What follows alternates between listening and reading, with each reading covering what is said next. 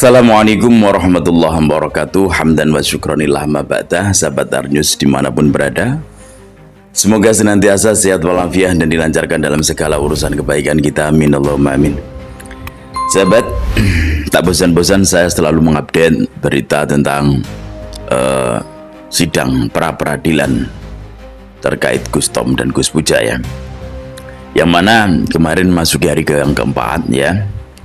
Ini perlu kami informasikan bahwa sidang pada hari yang keempat itu semakin membuka kejanggalan demi kejanggalan yang terjadi dalam rentetan atau proses penangkapan Gus Tom yang sangat-sangat janggal sekali, dan itu dikemukakan oleh saksi dari kedua belah pihak, baik saksi terlapor maupun saksi pelapor. Oke, untuk lebih jelasnya kita simak ya bagaimana penuturan para lawyer dari PWI Laskar Sabilillah yang mendampingi Gus Tom setelah selesai sidang. Kita simak videonya teman-teman.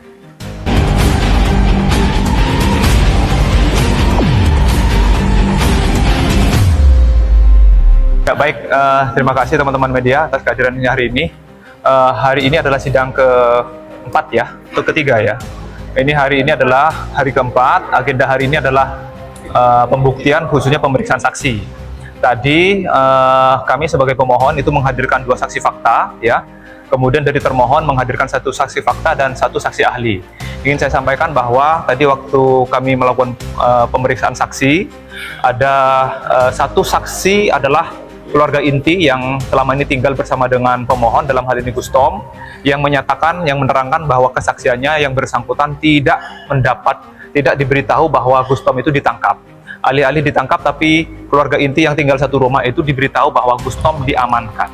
Ya, tapi faktanya kemudian Gus Tom ditahan, keluarga inti baru tahu 4 hari setelah proses penangkapan. Jadi selama 4 hari ditangkap, diamankan di Polda, keluarga inti baru tahu. Satu itu. Yang kedua, saksi yang kami hadirkan menerangkan kaitannya dengan status tanah di pemakaman. Yang bersangkutan kebetulan warga yang mulai lahir sampai dengan sekarang ini tinggal dan besar di Winoan Kidul ya. Yang pada intinya yang bersangkutan menerangkan bahwa pemakaman umum di situ adalah pemakaman di sana adalah pemakaman umum, bukan pemakaman milik keluarga. Satu itu ya. Kemudian tadi kalau mengamati persidangan saksi dari pihak termohon tadi membawa 1 saksi fakta, kemudian 1 saksi ahli.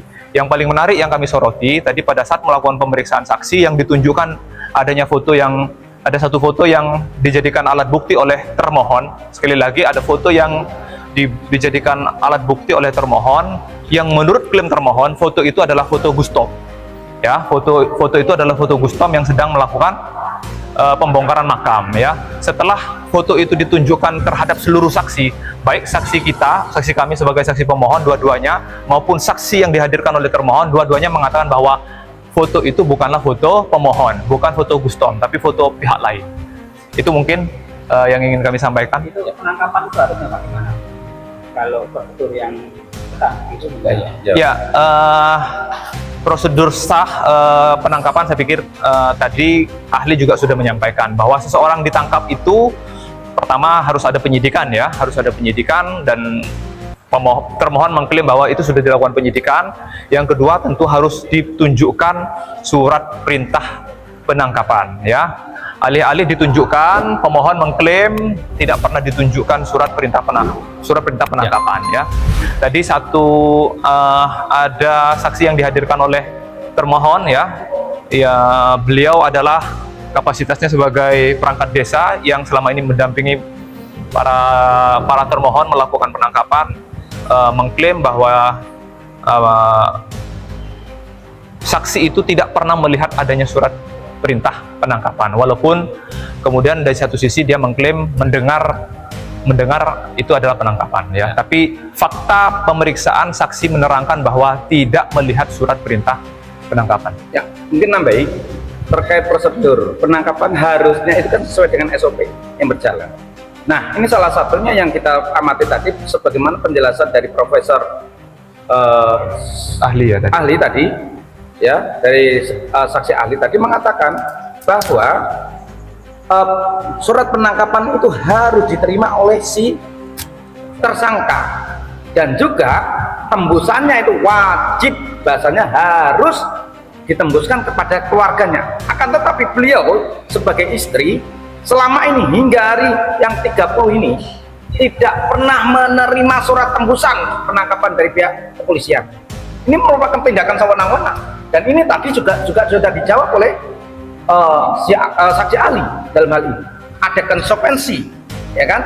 Nah, begitu juga gini, kita tidak patah semangat. Kita akan memperjuangkan nasib Gustom dan teman-teman yang lainnya. Jadi pasal 170 ini menurut kami memang kurang layak untuk diterapkan. Ya. Terima kasih. Apa itu? Itu surat keterangan pertama menjelaskan satu, bahwasannya status area makam itu adalah makam umum, makam umum bukan pribadi. Kedua, di area situ mengakomodir makam untuk 3 desa, yaitu Winongan Kidul, Winongan Lor, dan Bandaran. Ketiga, di makam itulah sebagian itu ada disebutkan di situ bahwasanya menurut surat keterangan itu ada komplek pemakaman keluarga Habib Ahmad bin siapa tadi? Ya, Umar bin pelapor. Pelapor. Jadi setelah kita cross check, kita tanya saksi, ternyata tidak ada komplek pemakaman untuk para keluarga Habib, itu nggak ada di situ. Yang ada hanya bangunan satu itu. Jadi tidak ada di situ makam umum, ya semuanya boleh di situ. Cuma di situ tidak ada yang bisa mengklaim bahwasanya ini komplek pemakaman untuk keluarga tertentu. Seperti itu surat keterangan. Ya, kami. Ini merupakan sebuah yang tadi dijadikan katanya sebagai dasar tahun 2025. Ini tertanggal tanggal 2. Ya. Ini merupakan surat keterangan ya tentang satu status makam itu. Yang kedua, orang-orang yang dimakamkan di komplek bukan komplek, di cukup itu. Jadi ini bukan legal standing, ya. Perlu diingat, ini merupakan ilegal, bangunan ilegal yang tidak sah. Yang harusnya pemerintah ini turun tangan dong untuk menormalisasi hal ini. Demikian, terima kasih. Oke teman-teman, itu tadi ya penjelasan dari para pembela Gustom atau kuasa hukumnya Gustom ya, dari para lawyer-lawyer yang mendampingi dalam persidangan Gustom. Dan kemudian dikatakan bahwa ini ironis sekali ya, ironis sekali. Ketika dilakukan penjemputan, menurut keterangan Gustom itu mau diamankan, bahasanya mau diamankan, akan tetapi kok gak balik-balik.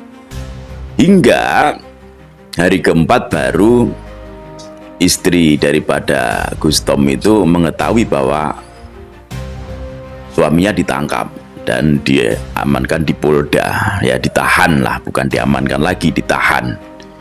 Dan setelah itu juga tidak ada pemberitahuan resmi dari pihak terlapor ya untuk memberikan surat resmi tembusan kepada keluarga, juga nggak ada dari pihak kepolisian tuh, nggak ada gitu lah ya. Yang akhirnya dari istri Gustom tuh taunya ya dari teman-teman gitu, dari orang-orang lain gitu ya, bahwa suaminya sudah ditangkap gitu kan. Ini ironis sekali, dimana tidak ada surat penangkapan, tidak ada surat perintah penangkapan, tapi tinggal main tangkap. Ini saya yakin kalau nggak ada pra-peradilan semacam ini nggak akan terkuak semuanya ya. Jadi pantas kalau mereka semuanya akhirnya panik. Dan yang lucu lagi ada saksi dari pihak terlapor yang kemudian juga mengatakan apa tadi ya, bahwa mereka tidak melihat juga surat penangkapan, perintah penangkapan itu juga tidak melihat gitulah ya. Aneh kan? Jadi semuanya tidak melihat adanya surat penangkapan. Jadi penangkapan itu dilakukan serta-merta, yes pokoknya langsung amankan gitu aja lah kan gitu. Amankan, tangkap, amankan, tahan gitu kan. Seakan-akan semuanya itu kayak apa ya, kriminalisasi kalau menurut saya. Padahal sudah barang tentu pembongkaran itu adalah pembongkaran makam yang ilegal, sebagaimana dikatakan oleh saksi ahli bahwa makam di situ adalah makam umum 3 desa atau 3 dusunan ya, dari Winongan Lor, Winongan Kidul, dan Bandaran. Nah, itu tidak ada yang mengatakan bahwa ada salah satu tanah yang khusus untuk komplek para Habib ataupun pihak terlapor ya, untuk pemakaman pihak terlapor. Nggak ada. Jadi di situ tidak ada keterangan semacam itu. Izin juga tidak ada, izin mendirikan bangunan juga tidak ada. Kemudian tanah berkhususan untuk komplek untuk makamnya para Habib juga nggak ada. Di semuanya mereka itu merekayasa. Dan bahkan ketika dilihat dari satelit ya, di tahun 2016 kalau nggak salah ya, makam itu masih belum bangunan itu belum berdiri kokoh semacam itu. Artinya masih nampak ya, dalam foto-foto lama masih ada makam-makam di sekitar yang posisinya itu dihabibkan ya. Yang di sekitar makam yang posisinya dihabibkan itu banyak makam yang akhirnya makam itu ketika didirikan bangunan itu tertimbun oleh cor-coran semacam itulah ya, kurang lebihnya semacam itu keterangannya. Dan itulah yang membuat kemudian dari pihak ahli waris ya, yang merasa dirugikan atas bangunan tersebut. Ya maklumlah pada waktu itu siapa sih yang tidak tunduk sama Habib ya, pejabat-pejabat pun tunduk sama Habib, bahkan sampai sekarang masih ada beberapa pejabat yang tunduk sama Habib ya. Padahal sudah tahu bahwa sudah banyak berseliweran di media sosial, sudah banyak juga keterangan-keterangan valid, bahkan bukti-bukti yang otentik bahwa mereka bukan keturunan Rasulullah, dan mereka tidak mampu menjawab sampai detik ini. Dan inilah yang saya katakan, ketika seseorang yang menutupi kebatilan, dengan sengaja menutupi kebatilan, maka orang itu pun akan terseret satu persatu, nantinya akan terseret dalam kasus ini. Ya semoga tidak ada intervensi dari orang-orang kuat ya, tidak ada intervensi dari pimpinan pusat ya.